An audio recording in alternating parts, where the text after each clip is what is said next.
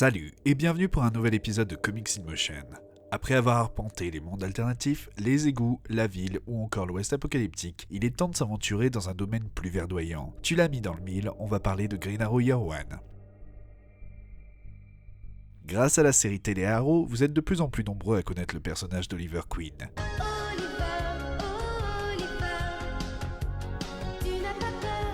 On va quand même faire un petit récapitulatif pour ceux qui ne le connaissent pas. Oliver Queen est donc l'héritier d'une énorme fortune, ainsi que d'une société du même nom. Mais la nuit, Oliver change de peau pour devenir l'archer Green Arrow et protéger sa ville, Star City. Au scénario de cette nouvelle version des origines du héros, on retrouve le scénariste Andy Diggle. Vous avez peut-être déjà vu son nom associé à des titres tels que Swamp Thing, Hellblazer, Daredevil ou les Thunderbolts. Le dessin est l'œuvre du talentueux anglais Jock, qui s'est surtout fait connaître par son travail sur Detective Comics ou Savage Wolverine. Cependant, ce duo est surtout connu pour une autre série très acclamée par la critique, The Losers. Résumé. Oliver Queen était un millionnaire débauché qui ne s'intéressait qu'à lui-même, jusqu'au jour où il se retrouva naufragé sur une île. La quête pour sa survie l'amènera à découvrir sa véritable vocation, justicier. Green Arrow Year One, ou Année 1 en VF, est paru au sein de la mini-série du même nom sortie en 2007 aux USA et en 2008 en France. Year One est une saga en 6 chapitres, visant à remettre à jour les origines d'un personnage déjà vieux de 60 ans. Cela fait donc de ce titre un point d'entrée parfait pour toute personne voulant en apprendre un petit peu plus sur l'archer d'Emeraude. Ici, le ton se veut crédible et bien loin des histoires hautes en couleur des autres super-héros. Pour autant, on garde un peu de légèreté avec des affrontements dynamiques et des répliques cinglantes. Avec cette saga, Diggle peint un portrait moderne d'Oliver Queen, nous présentant un riche orphelin qui, au lieu de se battre pour venger le meurtre de ses parents à l'instar d'une célèbre chauve-souris, ne sait tout simplement pas quoi faire de sa vie et de sa fortune. D'ailleurs, Diggle arrive parfaitement à rendre cet aspect égoïste et complètement à côté de ses pompes de Queen, et arrive même à créer un lien avec le personnage de Robin des Bois des films d'Errol Flynn et du vrai archer Howard Hill. Bien qu'Oliver essaye de vivre sa vie à 200 à l'heure, en pratiquant les sports extrêmes ou en abusant des bonnes choses, il n'arrive pas à combler ce vide qu'il habite. Et c'est en se jouant de cette fêlure que son ami et employé Hackett va essayer de lui estorquer de l'argent. Ce qu'il n'avait pas prévu, c'est qu'Oliver veuille se joindre à lui dans sa mort simulée, laissant au passage Oliver pour mort en pleine mer. On va donc suivre notre héros dans sa découverte de son île pas si inhabitée que ça, et sa confrontation avec les dealers esclavagistes de China White. Dit comme ça, tout semble assez simpliste. Eh bien en fait, c'est exactement le cas, parce que l'important n'est pas là. L'important, c'est le personnage. Sous les mots de Diggle, Queen prend vie, se remet en question, évolue, se façonne, et devient quelqu'un d'autre, quelque chose d'autre. Pour le faire, je dois devenir quelqu'un d'autre. Je dois devenir quelque chose d'autre. Diggle arrive à rendre son personnage attachant, ne développant quasiment pas les autres personnages, ce qui permet de rendre l'histoire encore plus efficace et de vivre le voyage initiatique d'Oliver. Cependant, on pourra reprocher au scénariste de traiter un peu trop vite la transition d'Oliver, qui passe de naufragé inexpérimenté à Robinson Crusoe en seulement 1 ou 2 pages. Évidemment, il s'agit là d'une ellipse temporelle que l'auteur n'a pas voulu traiter, certainement parce que 6 numéros, ça ne laisse pas beaucoup de place à la distraction, mais il aurait été agréable de voir un petit peu plus de son évolution. Le tout n'est pas pour autant non crédible. On a pu voir qu'Oliver était déjà en bonne condition physique, on apprend qu'il avait appris le tir à l'arc. Plus qu'un gain de puissance, on nous montre comment il affine sa technique et surtout comment sa vocation de justicier va s'éveiller lors de sa confrontation avec les trafiquants de drogue. Des semaines passent, des mois. Mon monde se réduit à cette ceinture d'ombre verte délimitée par la côte en dessous, la falaise au-dessus. Et tout devient très simple. Je chasse, je mange, je dors, et plus rien d'autre ne compte. Je vide mon arc, des oiseaux, des poissons, des singes, parfois d'un jeune daim. Je commence à me rendre compte que je me débrouille bien, et je comprends que pour la première fois de ma vie, je suis heureux, vraiment heureux. J'ignore ce qui me manquait, mais je l'ai trouvé. Et je me suis jamais senti si entier, si vivant. J'étais censé mourir ici, alors soit c'est le paradis, soit je suis né à nouveau.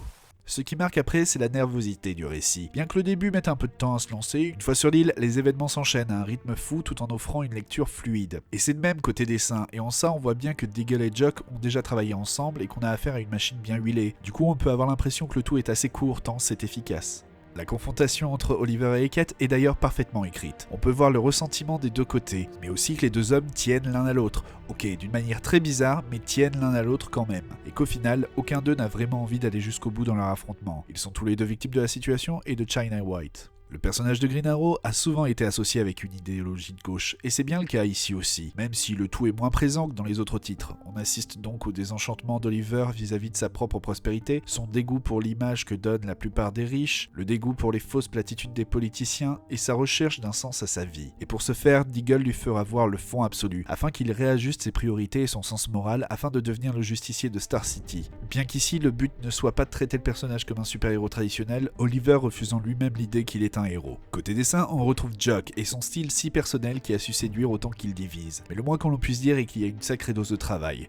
Et l'on peut voir toute la maestria lors des scènes d'action, des mouvements qui sont l'occasion d'un découpage inventif et de gros plans. Un exemple de découpage inventif ? Ok, prenons par exemple le contraste qui est fait entre les deux voyages d'Oliver qu'on peut voir dans les premières pages de l'épisode 1 et de l'épisode 2. Dans le premier épisode, on peut voir une case entièrement blanche, puis voir apparaître une flèche verte qu'on découvre être la flèche d'une boussole. On enchaîne par la suite par une double splash page nous montrant Oliver et Hackett de loin, isolés dans une étendue glacée. On notera le symbolisme de la flèche verte montrant le héros en devenir, mais aussi le côté aride et vide de l'environnement qui est une métaphore de la vie de Queen. Et dans le deuxième épisode, on commence pareil avec 5 vignettes, dont la première est toujours blanche, avec juste une question d'Oliver, suis-je en vie ? Puis on découvre des couleurs plus chaudes tout en s'éloignant d'Oliver de plus en plus afin de montrer qu'Oliver comprend qu'il est seul. On enchaîne après par une double splash page, nous positionnant juste derrière Oliver et nous faisant découvrir en même temps que lui l'île sauvage et luxuriante qui va devenir sa nouvelle demeure. On comprend donc que le tout sera plus riche et surtout qu'on va se centrer bien plus sur le personnage qui va se trouver lui-même. Le tout exprimé en partie par le texte, mais grandement par ce découpage.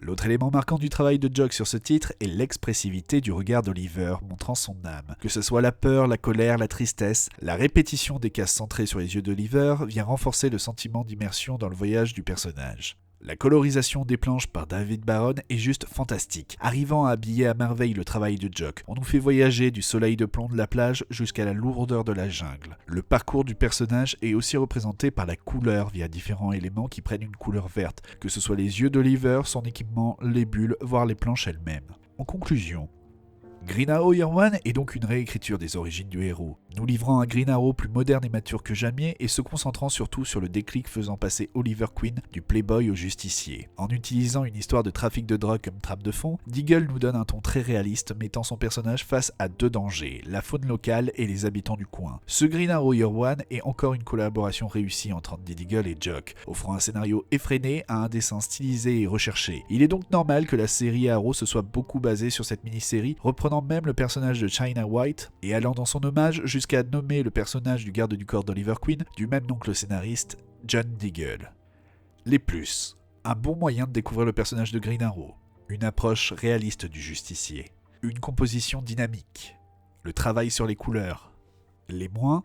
Un peu court, même s'il pousse à y revenir souvent. Une transition dans le statut du personnage un peu rapide. Plus une origin story que vraiment le début de justicier en milieu urbain.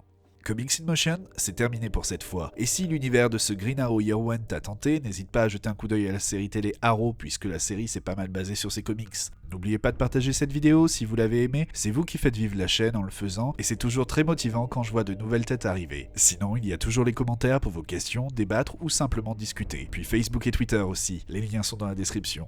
On se retrouve très vite pour parler à nouveaux comics. D'ici là, lisez bien et see ya!